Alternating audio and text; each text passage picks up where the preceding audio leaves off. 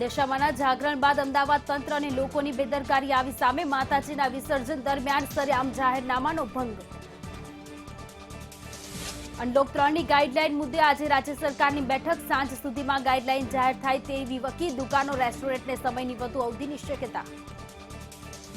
દેશમાં એક જ દિવસમાં નવા 52,263 કેસ, 10,000 કેસ સાથે આંધ્રપ્રદેશે મહારાષ્ટ્રને પણ પછાડી। 34 વર્ષ બાદ દેશની શિક્ષણ નીતિમાં ફેરફાર। હવે ધોરણ 5 સુધી પ્રાદેશિક ભાષામાં ભણતર તો શાળાકીય શિક્ષણમાં 10+2 સિસ્ટમને પણ હટાવાઈ। રાજકોટમાં શિક્ષિત યુવા રોજગાર સમિતિની ખોડલધામના પ્રમુખ નરેશ પટેલ સાથે બેઠક। સરદારધામ ખાતેની બેઠકમાં યુવરાજસિંહ અને દિનેશ બાંભણિયા રહેશે હાજર। જામનગરમાં આજે સીએમ કરશે ₹150 કરોડથી વધુ રકમના કામોનું ઈ-લોકાર્પણ। મંત્રી આરસી ફળદુ, ધર્મેન્દ્રસિંહ જાડેજા રહેશે ઉપસ્થિત।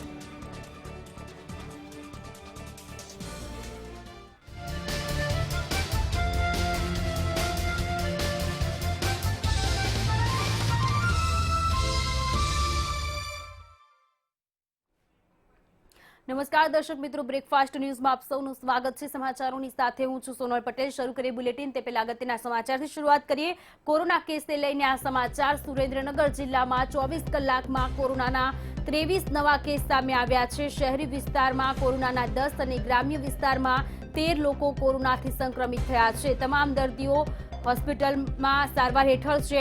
અત્યાર સુધી જિલ્લામાં કોરોનાના કુલ 824 કેસ નોંધાઈ ચૂક્યા છે। તમામ દર્દીઓને સારવાર માટે હોસ્પિટલ ખસેડવામાં આવ્યા છે। કોરોના કેસની સંખ્યામાં વધારો થયો છે અને સતત કેસોમાં વધારો થઈ રહ્યો છે। સુરેન્દ્રનગર જિલ્લામાં છેલ્લા 24 કલાકમાં 23 નવા કેસ સામે આવ્યા છે। શહેરમાં 10 અને ગ્રામ્યમાં 13 એમ ટોટલ 23 નવા કેસ સામે આવ્યા છે। 23 લોકો કોરોનાના સકંજામાં આવ્યા છે। તમામ લોકોને સારવાર અર્થે હોસ્પિટલ ખસેડવામાં આવ્યા છે અને ટોટલ આંકડાની વાત કરીએ તો 824 પર આંકડો પહોંચી ચૂક્યો છે। તમામ દર્દીઓ અત્યારે સારવાર હેઠળ છે।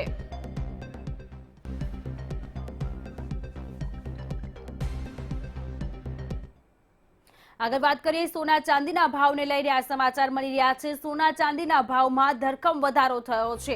ઉછાળો જોવા મળી રહ્યો છે। સોનાના ભાવમાં 10 ગ્રામનો સોનાનો ભાવ ₹54,800 પહોંચ્યો છે। વાત કરીએ ચાંદીની તો ચાંદીમાં 1 કિલોનો ભાવ ₹66,200 પર પહોંચ્યો છે। વૈશ્વિક માર્કેટમાં સોનું $1,957.44 પહોંચ્યું છે। દિવાળી સુધી બંને ધાતુના ભાવમાં હજુ પણ વધારો થાય તેવી સંભાવનાઓ હાલ સેવવામાં આવી રહી છે। સોના ચાંદીના ભાવમાં લાલચોળ તેજી જોવા મળી રહી છે। ધરખમ વધારો થયો છે। 10 ગ્રામ સોનાના ભાવમાં 54,800, એક લગડીના 54,800 અને ચાંદીમાં 1 કિલોનો ભાવ 66,200 પર પહોંચ્યો છે। તો ધરખમ વધારો જોવા મળી રહ્યો છે। સોના ચાંદીના ભાવમાં હજુ પણ ભાવ વધે તેવી શક્યતાઓ છે। દિવાળી સુધીમાં ભાવ આસમાને પહોંચે તેવી શક્યતાઓ છે। ઐતિહાસિક સપાટીએ સોના ચાંદીનો ભાવ અત્યારે પહોંચ્યો છે।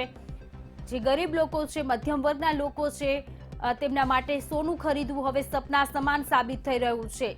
ચાંદીનો 1 કિલોનો ભાવ ₹66,200 છે। વૈશ્વિક માર્કેટમાં સોનું $1,957.44 ટ્રેન્ડ થઈ રહ્યું છે। ઐતિહાસિક સપાટીએ સોના ચાંદીના ભાવ અને હજુ પણ આગામી સમયમાં તહેવારોની સિઝન આવી રહી છે। દિવાળી આવે ત્યાં સુધીમાં હજુ પણ ભાવ વધે તેવી પણ શક્યતાઓ છે।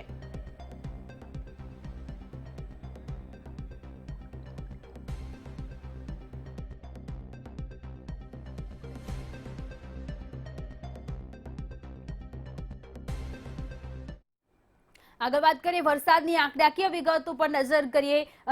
વરસાદ વરસ્યો છે। 21 તાલુકાના 59 તાલુકાઓમાં વરસાદ વરસ્યો છે। નવસારીના જલાલપોરમાં સૌથી વધુ વરસાદ ખાબક્યો છે। જલાલપોર તાલુકામાં 5.5 ઇંચ વરસાદ વરસ્યો છે। નવસારી તાલુકામાં 3.5 ઇંચ જેટલો વરસાદ ખાબક્યો છે। વરસાદની આ આંકડાકીય અપડેટ વાપીમાં અને લોધિકામાં 1.5 ઇંચ વરસાદ ખાબક્યો છે। વરસાદ વરસતા ખેડૂતો ખુશખુશાલ થયા છે। ગોંડલ અને ભાવનગરમાં 1.25 ઇંચ વરસાદ વરસ્યો છે। ફોનલાઈન પર અરુણ જોડાયા છે વધુ જાણકારી સાથે। અરુણ, વરસાદની આંકડાકીય વિગતો। સોનલ ગઈકાલે સવારે 6 થી આજે સવારે 6 કલાકે પૂર્ણ થતા 24 કલાક દરમિયાન 21 જિલ્લાના 59 તાલુકામાં વરસાદ થયો છે। સૌથી વધુ વરસાદ જોઈએ નવસારી જિલ્લાના જલાલપુર તાલુકામાં 5.5 ઇંચ જેટલો વરસાદ ખાબક્યો છે। આ ઉપરાંત જોઈએ તો નવસારી તાલુકામાં 3.5 ઇંચ, વાપીમાં 1.5 ઇંચ, લોધિકામાં 1.5 ઇંચ, વઘઈમાં 1 ઇંચ, ગોંડલમાં 1.25 ઇંચ, ભાવનગરમાં 1.25 ઇંચ અને કોટલા સંગાણીમાં 1 ઇંચ જેટલો વરસાદ થયો છે। 51 તાલુકા સમગ્ર એવા છે જ્યાં 1 ઇંચ સુધીનો વરસાદ થયો છે।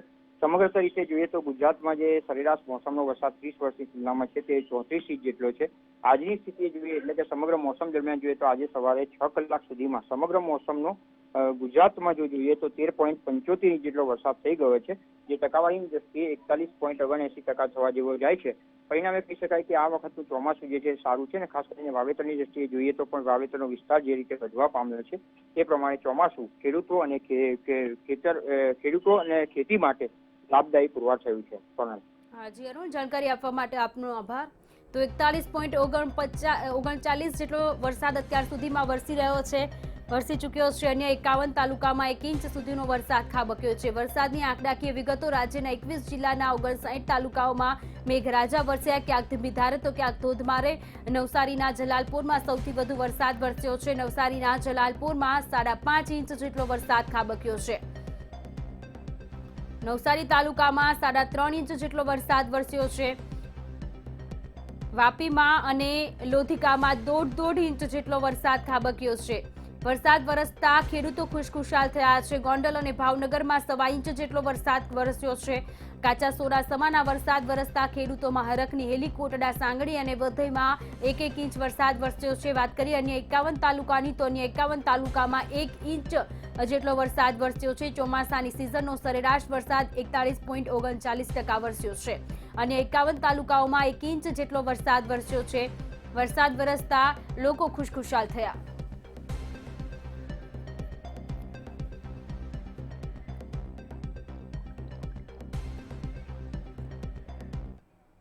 અને હવે આગળ વાત કરીએ અનલોક 3ની જાહેરાતની।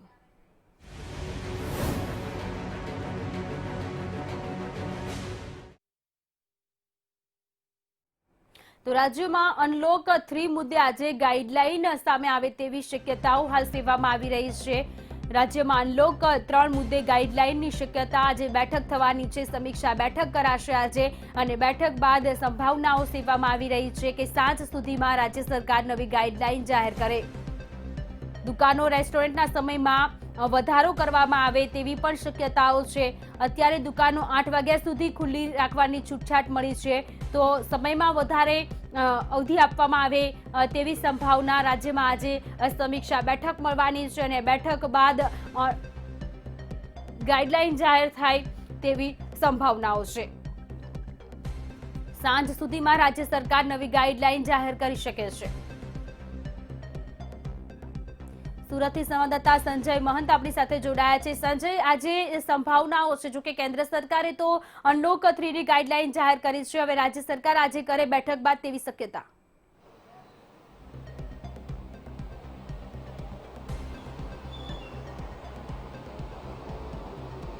ચોક્કસ કેન્દ્ર સરકાર દ્વારા જે ગાઈડલાઈન જાહેર કરવામાં આવી છે અને તેને અનુરૂપ હવે રાજ્ય સરકાર પોતાની જે ગાઈડલાઈન છે નક્કી કરશે। શહેરની અંદર ઘણા બધા લોકો અપેક્ષા રાખીને સિનેમા ખોલવાની મંજૂરી મળશે, રેસ્ટોરન્ટો ખોલવાની મંજૂરી મળશે, પરંતુ જે પ્રમાણે અનલોક 2માં મંજૂરી આપવામાં આવી હતી એ જ પ્રમાણેની ગાઈડલાઈન કેન્દ્ર સરકારે પણ જાહેર કરી છે। સિનેમાગૃહો હાલ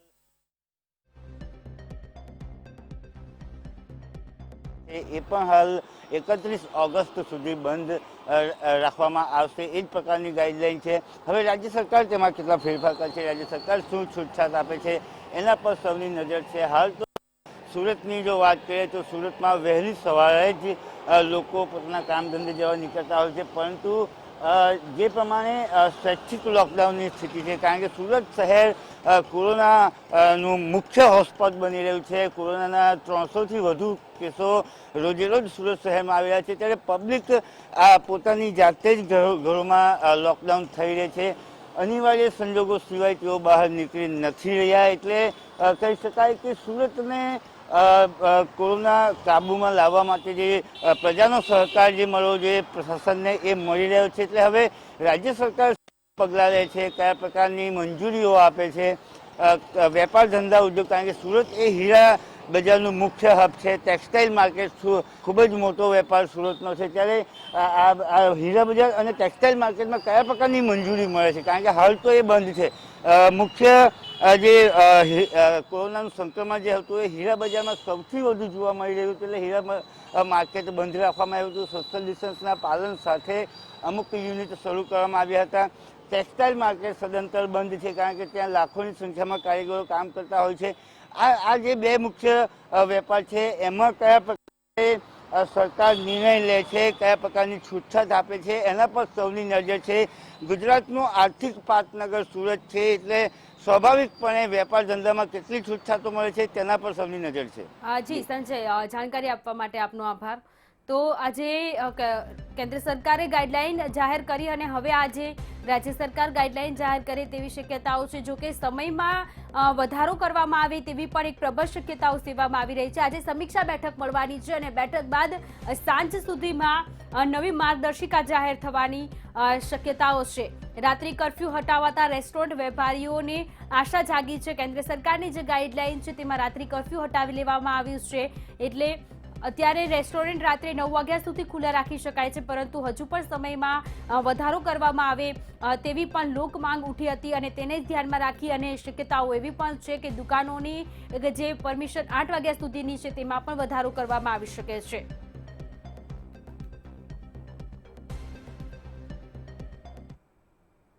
કોરોના મહામારી વચ્ચે દેશભરમાં ગઈકાલે અનલોક 3ની નવી ગાઈડલાઈન જાહેર કરવામાં આવી છે.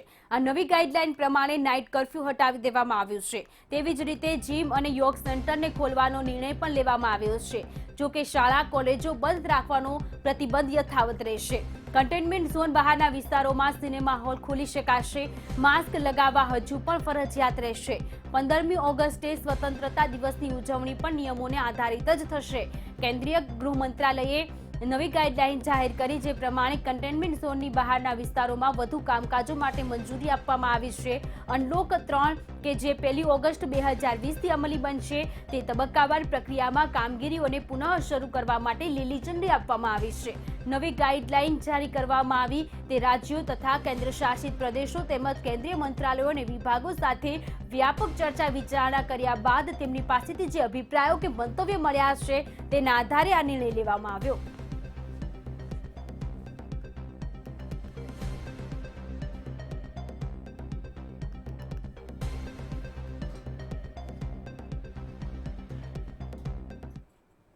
સતત વધી રહેલા કોરોના કેસ સંદર્ભે મુખ્યમંત્રી વિજય રૂપાણી અને ઉપમુખ્યમંત્રી નીતિન પટેલ રાજકોટની મુલાકાતે લેવી પડી હતી. મુખ્યમંત્રીએ સમીક્ષા બેઠક યોજી રાજકોટે ફંડમાંથી 5 કરોડ આપ્યા છે. સાથે જ કોરોના ટેસ્ટની સંખ્યા 2 ગણી કરવાના આદેશો પણ કર્યા.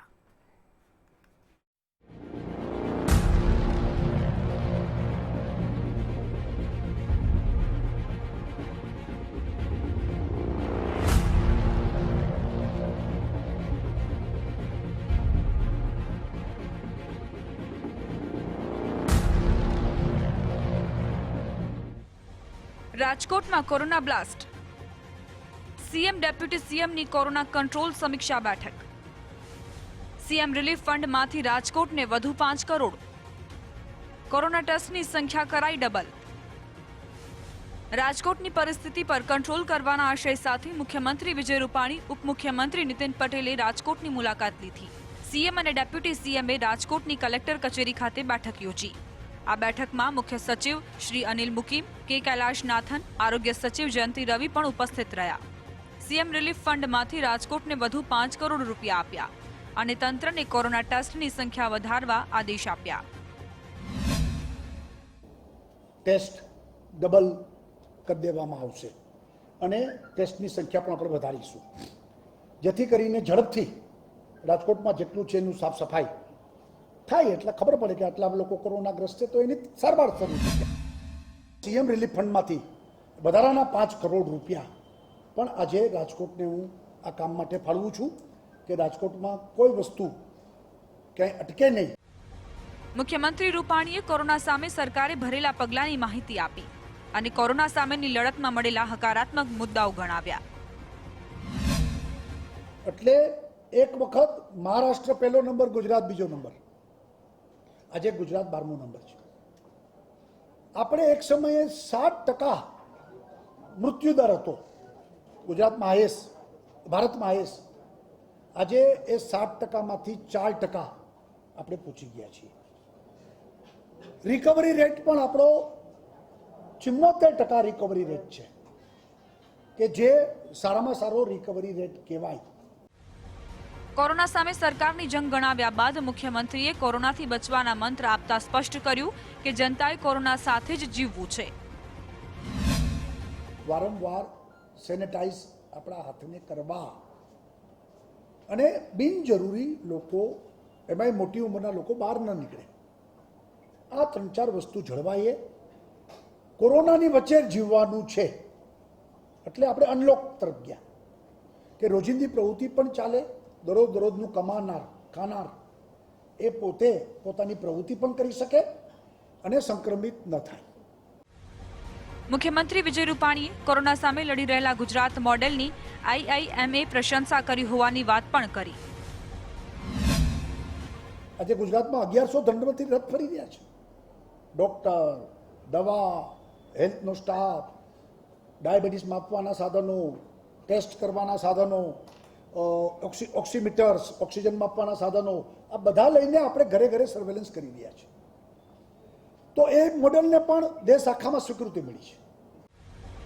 ફંડમાંથી 5 કરોડ આપ્યા, ટેસ્ટિંગ ડબલ કરવાના આદેશ પણ આપ્યા, સરકારી પ્રયાસો ગણાવ્યા, સિદ્ધિઓ પણ ગણાવી અને આ બધાની વચ્ચે મુખ્યમંત્રીએ જનતાને કોરોના સાથે જ જીવવાની અપીલ પણ કરી. સંકેત સ્પષ્ટ છે કે હજી કોરોના સામે જંગ બાકી છે. બ્યુરો રિપોર્ટ, મંતવ્ય ન્યૂઝ.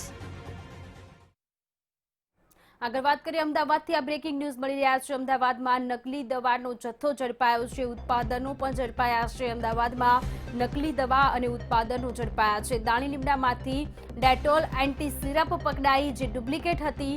આશીર્વાદ લોટના ડુપ્લિકેટ પેકિંગ ઝડપાયા છે. ફેમ કંપનીના એન્ટી સિરપના ડુપ્લિકેટ પેકિંગ ઝડપાયા છે. ડેટોલની ડુપ્લિકેટ લેબલવાળી ખાલી બોટલો પણ ઝડપાઈ આવી છે. આશીર્વાદ લોટની પણ નકલી થેલીઓ કબજે કરાઈ. લોકોના આરોગ્ય સાથે ચેડા થઈ રહ્યા છે. જીતેન્દ્ર ભાવસાર નામના શખ્સની પણ પોલીસે ધરપકડ કરી લીધી છે. અમદાવાદમાં આરોપી પાસેથી એક ટેપિંગ મશીન પણ મળી આવ્યું છે. ડેટોલની 4215 ખાલી બોટલો ઝડપાઈ છે. આશીર્વાદ લોટના 1800 નકલી થેલીઓ પણ પકડી પાડવામાં આવી છે. અમદાવાદ તરફથી આ સમાચાર. એન્ટી સિરપની 1115 નકલી બોટલો કે જે ઝડપી પાડવામાં આવી છે. દાણી લીમડા પોલીસે કાર્યવાહી કરી અને કાર્યવાહી હજુ પણ યથાવત છે.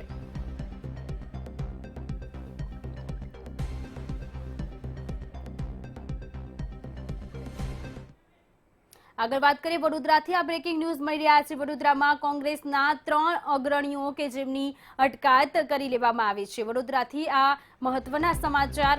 વડોદરા કોંગ્રેસના 3 અગ્રણીઓની અટકાયત કરવામાં આવી છે. દશામાની પ્રતિમા વિસર્જન કરવા માટે એકઠા થયા હતા. જાહેરનામાનું ઉલ્લંઘન, દશામા પ્રતિમાના વિસર્જન પર તંત્રએ મનાઈ ફરમાવી હતી અને નવાપુરા પોલીસે 3 અગ્રણીઓની અટકાયત કરી છે. મોડી રાત્રે કોંગી અગ્રણીઓ અને પોલીસ વચ્ચે વિવાદ પણ થયો અને વિવાદ ઉગ્ર બન્યો હતો. વડોદરા કોંગ્રેસના 3 અગ્રણીઓની અટકાયત થઈ. ફોન લાઈન પર અમિત જોડાયા છે. અમિત, વડોદરામાં કોંગ્રેસના 3 અગ્રણીઓ કે જેઓએ જાહેરનામાનો ભંગ કર્યો તેમની અટકાયત કરવામાં આવી.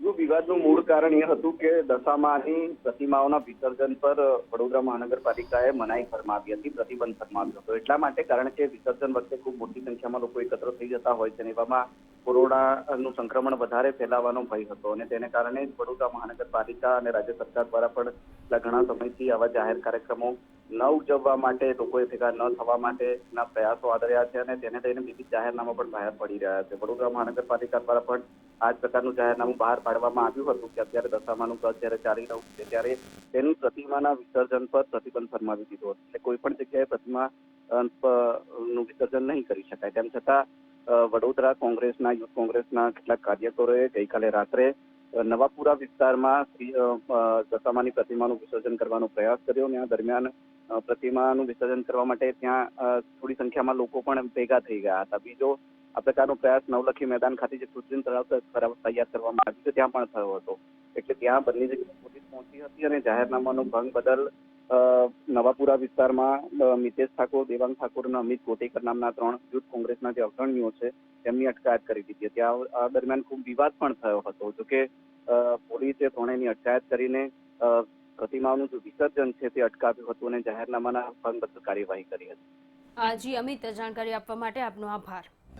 તો વડોદરામાં મોડી રાત્રે કોંગ્રેસના 3 અગ્રણીઓ કે જેમની અટકાયત કરવી પડી કારણ કે જાહેરનામાનો ભંગ થયો અને કાર્યવાહી પણ હાથ ધરવામાં આવી.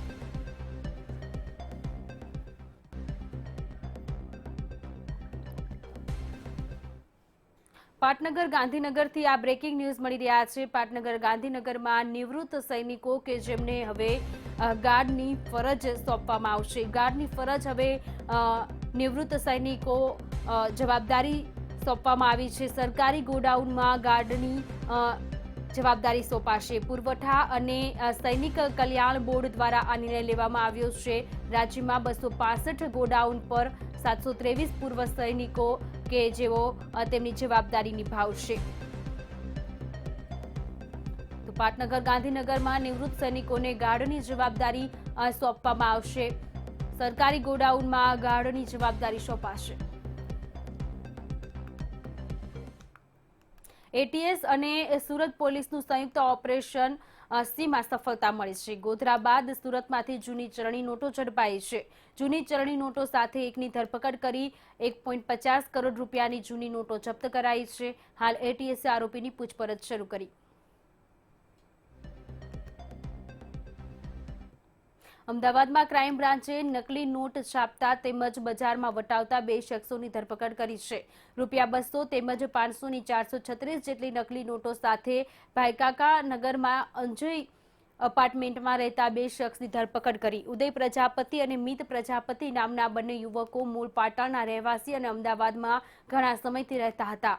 જાન્યુઆરી મહિના પછીથી આ બંને શખ્સોએ ઘરમાં કલર પ્રિન્ટરમાં 200 અને 500ના દરની નોટો સ્કેન કરી નકલી નોટો છાપવાનું શરૂ કર્યું અને અનલોક થતાં જ સાંજના સમયે નકલી નોટો વટાવવાનું શરૂ કર્યું. ક્રાઇમ બ્રાન્ચે બાતમીના આધારે બંને યુવકોને ઝડપી પાડ્યા. 200 અને 500ના દરની ડુપ્લિકેટ નોટો મળી આવેલ છે. એક પ્રિન્ટર મળી આવેલ છે જે એના ઘરની અંદરથી જ આ લોકો આ કાર્યવાહી કરતા હતા. તેના વિરુદ્ધમાં બંનેના વિરુદ્ધને પકડી અને તેની કાયદેસર કાર્યવાહી કરી અને ગુનો નોંધેલ છે. કચ્છના 119 ખેડૂતોને અંધારામાં રાખી અમદાવાદની રત્નાકર બેંકમાંથી કરોડોની પાક ધિરાણ લોનનું કૌભાંડ કરનાર આરોપી પાર્થ મહેતાને જેલમાં ધકેલી દેવાયો છે. 29.94 કરોડની પાક ધિરાણ લોન મેળવી કૌભાંડ આચરનાર ભદ્રેશ મહેતાના પુત્ર પાર્થ મહેતાની ધરપકડ 2 દિવસ પહેલા જ કરવામાં આવી હતી અને આરોપી પાર્થ મહેતાને પોલીસે ભુજ કોર્ટમાં રજૂ કરી 14 દિવસના રિમાન્ડની માંગ કરી હતી. ત્યારે કોર્ટે આરોપીને 5 દિવસના પોલીસ રિમાન્ડ પર મોકલી દીધા છે. મહત્વનું છે કે પાક ધિરાણ લોનની રકમની ભરપાઈ ન કરીને કરોડોના કૌભાંડમાં ભદ્રેશ મહેતા, પાર્થ મહેતા, જયંતિ ઠક્કર, ડુમરાવાલા સહિત 9 લોકો સામે આરોપ છે, જેની તપાસ સીઆઈડી ક્રાઇમ કરી રહી છે.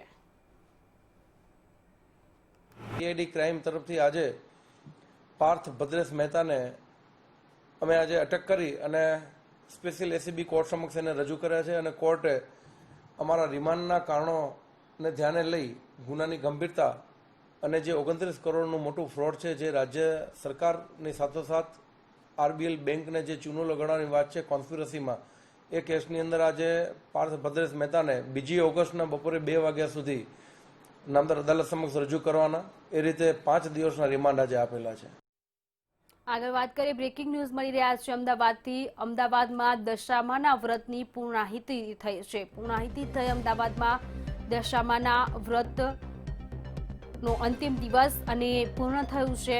દશામાની મૂર્તિઓનું આડેધડ વિસર્જન લોકોએ કર્યું છે. લોકોમાં જાગૃતતાનો અભાવ. ચાંદોડિયા તળાવ પાસે મૂર્તિઓ ખુલ્લામાં મૂકી દેવામાં આવી છે. તંત્ર દ્વારા મૂર્તિ વિસર્જન માટે કોઈ વ્યવસ્થા કરવામાં ન આવી. મૂર્તિઓ આડેધડ મૂકી દેવાતા સ્થાનિકોમાં રોષ જોવા મળ્યો. ગઈકાલે દશામાના વ્રતની પૂર્ણાહુતિ થઈ અને પૂર્ણાહુતિ બાદ દશામાની જે મૂર્તિઓ છે તેમને આડેધડ મૂકી દેવામાં આવી અને તંત્ર દ્વારા કોઈ પણ પ્રકારની વ્યવસ્થા ન થઈ. જો કે ગાઈડલાઇન્સ જાહેર કરવામાં આવી હતી તેમાં સ્પષ્ટપણે ના પાડવામાં આવી હતી અને છતાં પણ મૂર્તિ વિસર્જન થતા સ્થાનિકોમાં રોજ જોવા મળી રહ્યું છે. આડેધડ મૂર્તિઓ મૂકવામાં આવી છે, લોકોએ આડેધડ મૂર્તિઓ મૂકી છે. તો દશામાના વ્રતની પૂર્ણાહુતિ થઈ અને ગઈકાલે પૂર્ણાહુતિ બાદ દશામાની મૂર્તિઓ કે જેનું આડેધડ વિસર્જન કરવામાં આવ્યું, આડેધડ વિસર્જન થયું છે અને તેને જ લઈને હવે સ્થાનિકો રોષે ભરાયા છે. ચાંદોડિયા તળાવ પાસે આડેધડ મૂર્તિઓ, આ દ્રશ્યો દશામાની મૂર્તિના કે આડેધડ લોકો દશામાની આ મૂર્તિઓને મૂકી દેતા લોકો રોષે ભરાયા છે. આડેધડ વિસર્જન થયું. ગમે તેમ રીતે દશામાની મૂર્તિઓ જે છે તેમનું વિસર્જન કર્યું છે. લોકોમાં જાગૃતતાનો અભાવ જોવા મળી રહ્યો છે. તંત્ર દ્વારા મૂર્તિ વિસર્જન માટે કોઈ પણ પ્રકારની વ્યવસ્થા ન કરવામાં આવી અને વ્યવસ્થા ન થતા લોકો ગમે તેમ આ દશામાની મૂર્તિઓ મૂકી ગયા અને તેને જ લઈને હવે સ્થાનિકો રોષે ભરાયા છે. તો ગઈકાલે દશામાનું વ્રતનો અંતિમ દિવસ હતો, પૂર્ણાહુતિ થઈ અને ત્યારબાદ દશામાની મૂર્તિઓ કે જેનું વિસર્જન કરવામાં આવતું હોય છે દર વર્ષે, પરંતુ આ વર્ષે કોરોના મહામારી છે અને તેના જ કારણે વિસર્જન પર રોક લગાવવામાં આવી હતી અને છતાં પણ લોકો ગમે તેમ આડેધડ મૂર્તિનું વિસર્જન કર્યું અને જેને જ કારણે હવે લોકોમાં રોષ જોવા મળી રહ્યો છે. સ્થાનિક લોકો રોષે ભરાયા છે. ચાંદોડિયા તળાવ પાસે મૂર્તિઓ ગમે તે મૂકી દેવામાં આવી. આ દ્રશ્યો અમે આપના સુધી પહોંચાડી રહ્યા છીએ. મંતવ્ય ન્યૂઝની ટીવી સ્ક્રીન પર મૂર્તિઓ આડેધડ મૂકી દેવાતા સ્થાનિકોમાં રોષ જોવા મળી રહ્યો છે. દર વર્ષે ધામધૂમથી દશામાના વ્રતની ઉજવણી થતી હોય છે, પરંતુ આ વખતે કોરોના મહામારીને કારણે આડેધડ વિસર્જન લોકોએ કર્યું. વધુ જાણકારી મેળવી સંવાદદાતા ભાવેશ રાજપૂત પાસેથી. ભાવેશ, અમદાવાદમાં ગઈકાલે દશામાના વ્રતનો અંતિમ દિવસ, પરંતુ ત્યારબાદ જે દશામાની મૂર્તિઓ છે તેનું આડેધડ વિસર્જન કર્યું લોકોએ.